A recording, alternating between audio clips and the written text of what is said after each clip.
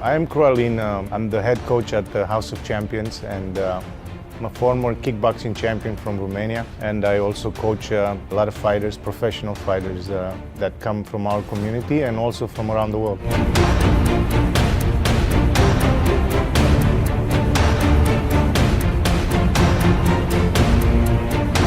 So I'm born in Romania, in Timișoara. I don't come from a very poor family, but we didn't have much. You know, I come from Romania was under the communist regime, and everybody pretty much was hurting for a lot of things. You know, a pair of shoes would have to last you for a couple of years, and you know, it was not much, not a great dinner every night when you come home, but.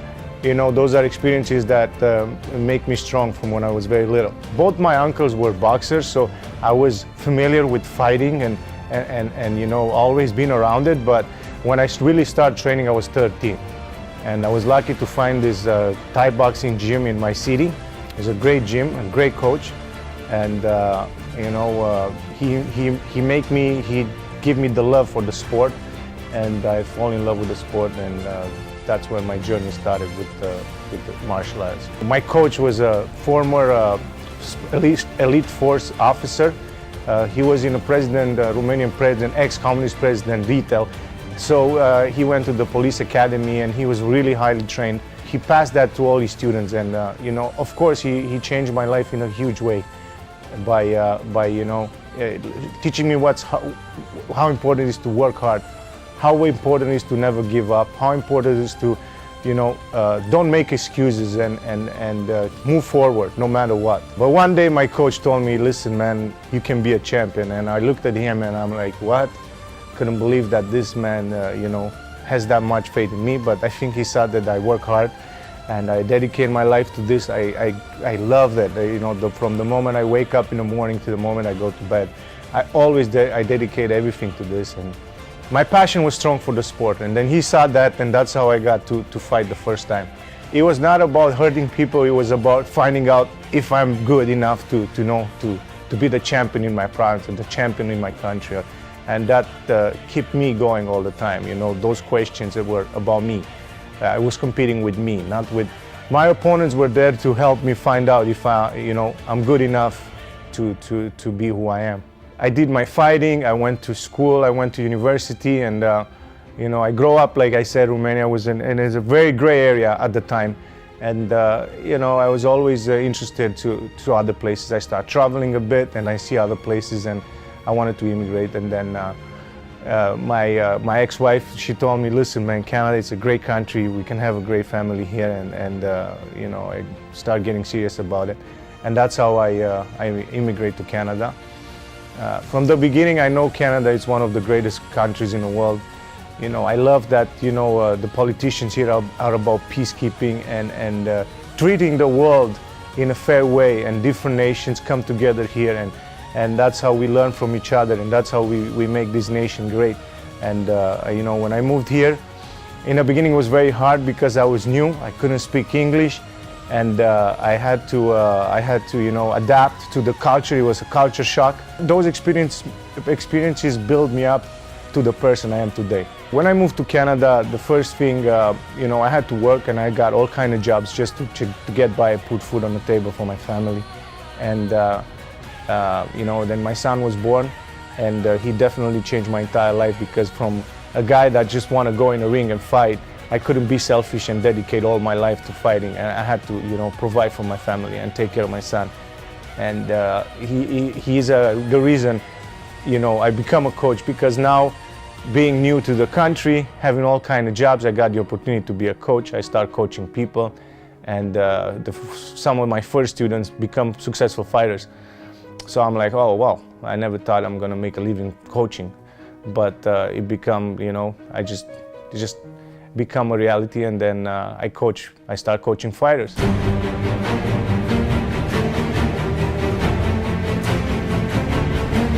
I met Ian Major at the gym. It was funny, I was a manager at the fitness gym, and we were in need of a new boxing coach. And you know, Ian come for an interview, I met him, and then he saw me training, we started training together. Then I become his coach. We went to a Thai boxing fight, and he's watching it, and we're watching it, and I tell him that he can be the champion, he can beat these guys, and he kind of looked like me funny. He's like, this guy. But a year later, he became the Kamtao champion, and that's how I started coaching fighters again. Because back in Romania, I used to coach fighters. I had my own gym when I was 19, and Canada it took me a year or two to accommodate with everything here. So the Ian Major was the first guy that showed me that, hey man, you can still do this and have fun with it. I loved it, obviously, and that's how I started with Ian Major. Shane Campbell, come to the gym. Kid from the community here in Stony Creek. He was living in a foster house at the time. He come to the gym. He saw what we do. He was looking for something. He didn't have a lot of focus, but he find the gym and he fall in love with the sport. And we worked together for about 6-7 years. We did 75 professional fights together, and I coached him through many titles, including 2 world titles. He won the WK world title as a professional in Richmond, Virginia, having a victory over Chris Ngimbi, which was a big kickboxing star in Holland at the time. Also, he won the WMA title in Ming, China, and he defeated Farnam Mirzai from Sweden. He was a multiple-time North American Muay Thai champion, professional. He fought all over the world, from Manhattan, Las Vegas, Bangkok, Tokyo. He only lost 8 fights with me from the 75 trips around the world we took, and he was the guy that showed me, man, you can train world champions. Claude Patrick is a pioneer of mixed martial arts in Canada.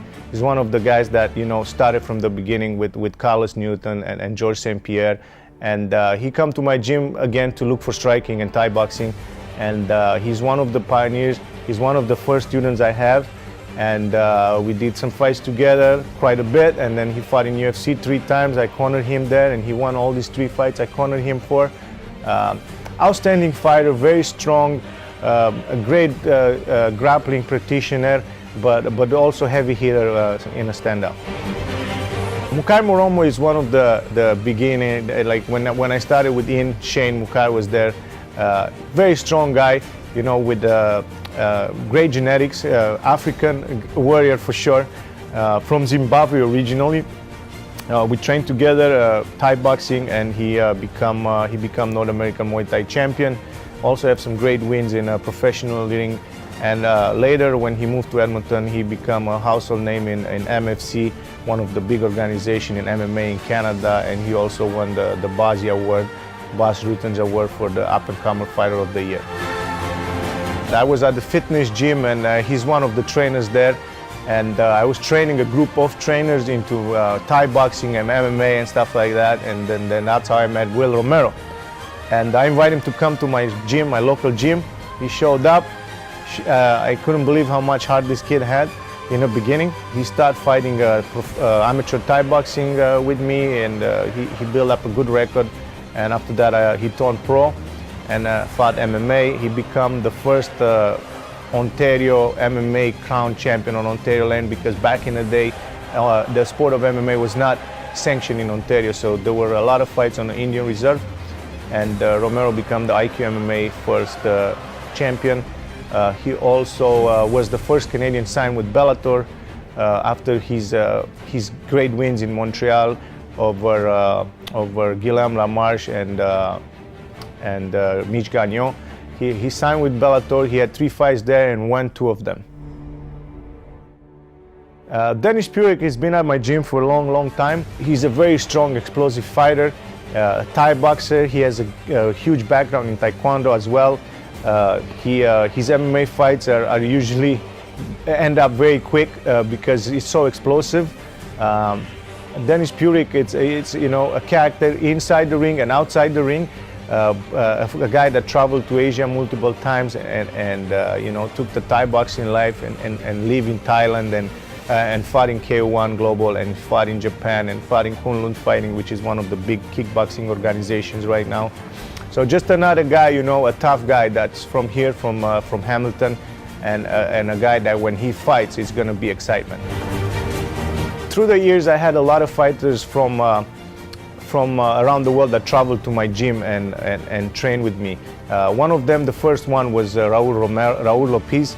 Raul come from Miami, and he was doing his training camps here, and we would travel to Asia and he would fight. He was 7-time world champion in kickboxing, an outstanding boxer, Cuban boxer that made a transition to Thai boxing.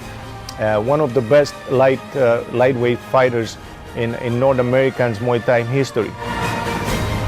Gabriel Varga traveled from Victoria, BC at a young age. He came and did training camps with me here, and he's today the #1 kickboxer in the world at the featherweight, and also probably one of the best pound-for-pound kickboxers in the world. He's the Glory champion. Also, I had Petra van Doren coming from Holland and trained here and did training camps with me, and she also became WMPF world champion. Jeff Sharkey, another local guy, very tough fighter. We trained for many years together. I trained him for many years. And same thing, he started from zero. He had some great Muay Thai fights, and he even fought in Thailand and won some fights there. And then he had some great MMA fights here. Just a fan favorite fighter, a guy that goes in there, puts his chin down and throws big bombs. Maria Bastasin is, she started training Thai boxing in Toronto, and then she moved to Stony Creek and to train with me. And we did some great fights together. At one point, she was ranked #2 in Canada as a professional boxer. And she was on a reality show in Fusion that had 14 episodes that were aired all over the world. She fought in a final. She fought against Julie Kitchen, which was a 13-time world champion at the time. And Maria come up with the win in the first round by TKO, being one of the biggest victory for her in her career.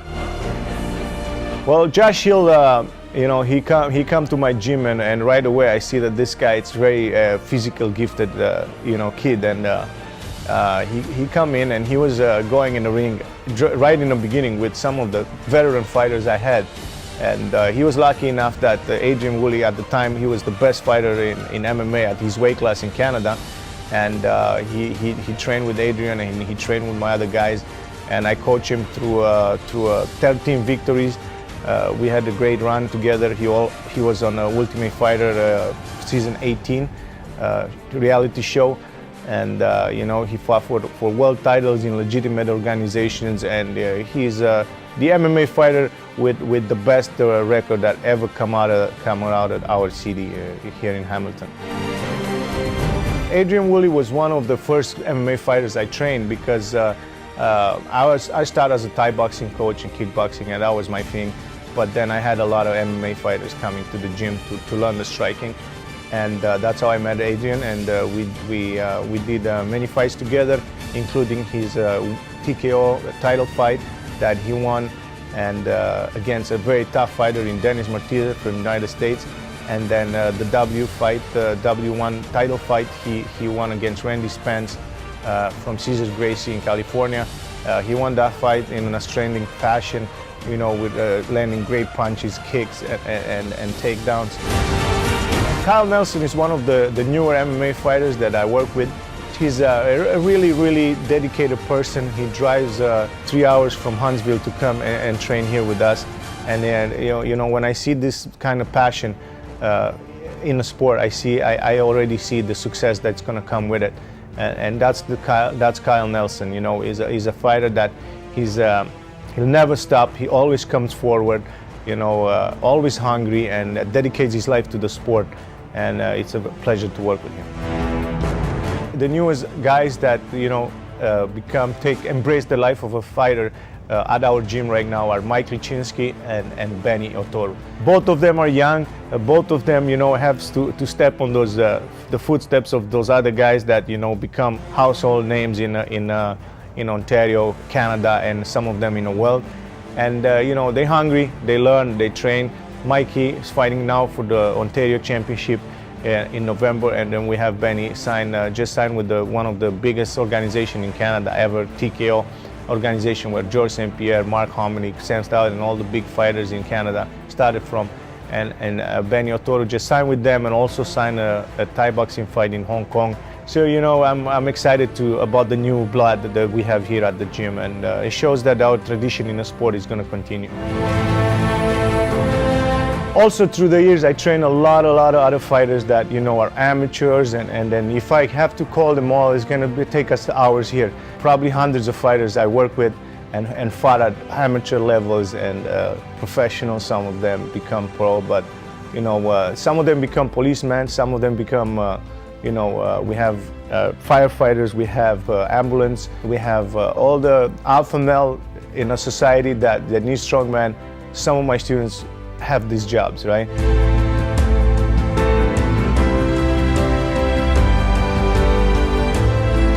Being involved with fighters all the time, I got the call from K1 Global, Mr. Mike Kim, and he asked me if I want to get on board with them and work together, and that's what I did.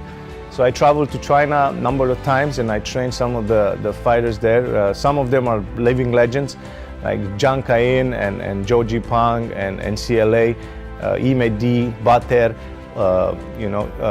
Wang Ziwei. All these guys are household names in China. Some of them were already big names when I got there, and we did training camps together. Some of them were very young and did training camps with me, and one of them is Wang Ziwei. He's, I predicted when he was 19 that this guy is going to be the future of kickboxing in China, and he's making waves now. He's the champion there in Wuling Feng, the bigger organization in China. And I had a great time, living in Asia and training the Asian fighters, a different culture again. I was born in Europe and I moved to North America, and I stay here for most of my adult life, and then I went to China, and I get the privilege to live there and to learn about their cultures, and it made me a better human to understand the world we live in. When I moved from Romania to Canada, I didn't speak much English, so Shane and Ian were learning from my movements, and that's how our language is movement. And I had the same experience when I went to China. There were things that I don't have to explain to fighters. I just would show them, and they kind of mimic and learn and understand. Speed and accuracy on punching and all that stuff. We have a language that you don't need really to talk about it. And that was one thing about the sport that I thought it's really cool and inspired me. It was cool. The old school fighters were a lot tougher than today's fighters, because they knew you're gonna have to get in there and you have to get dirty. You're gonna have to exchange, and you will get hit and you will get bruised. And I think that's why the old school generation of coaches and fighters are a bit rough around the edges, because let's face it, it's the toughest sport on the planet. It's not just physical. It's you need to be very smart when you're in the ring. And you have to be headstrong. A lot of people, they lose a fight before they get into a fight.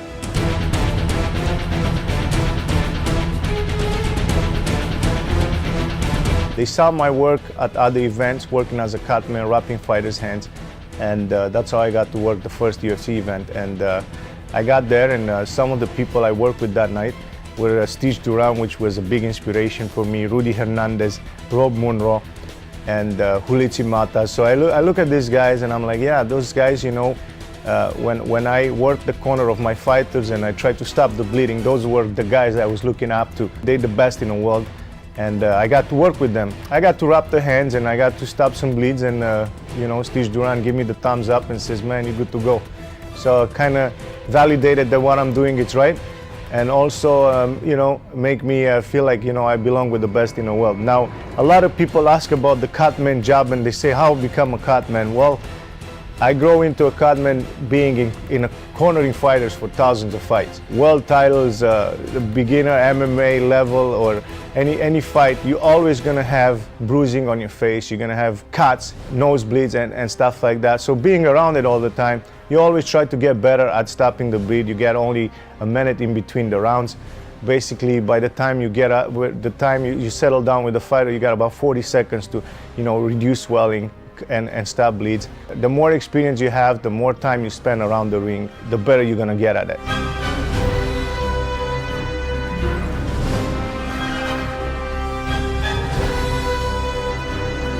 I like to see success, and I like to see positivity, and I like to see people succeed. And when a fighter does great, you know, I want to see him building a legacy. I'm a dream maker. I like to see people living their dreams. You know, when a fighter comes and he can barely throw a punch, but says, I want to be the world champion one day. And you know, if I can contribute to his journey and help him achieve that, and I help him get close to that, that's what makes me excited. I love this sport with passion, and this is part of my life, and this is what I'm gonna do until I die, that's for sure.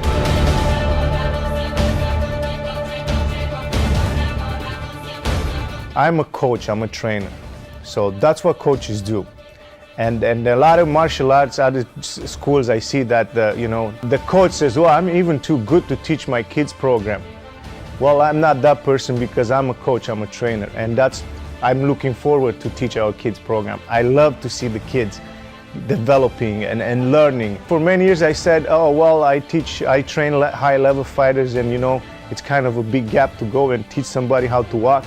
But these days, I really enjoy doing my kids' class. It keeps me excited, you know. I love to see the kids. They come and they give me that hug, and you know, my heart, it makes me happy. For me, this is it's not a job. This is my life. This is my passion, and this is what I'm gonna do until the end. The kids, the ladies, the tough alpha male that come to my gym. I think martial arts it's great for our community because it disciplines the kids. It helps people to get in shape. The alpha male are always going to look for a way to get rid of that negative energy, and that's one thing that's great about our sport, because this is a controlled environment where everything is safe, and you know, we have professionals. The only confrontation and violence should be controlled in a ring, in a cage.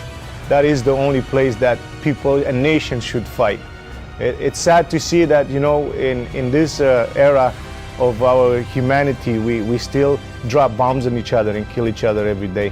The fighting sport will always entertain people. Pancration started 2,000 years ago, and boxing, it's been, you know, huge through the years. Wrestling, now we have the sport of MMA that includes all of them, and it's basically back to the roots of pancration. And you know, UFC it's huge. The world embraces it more and more. It will be the biggest sport in the world, I believe in that, because every nation, everybody has that fighting roots in their culture. And I think that is the only place where fighting should be.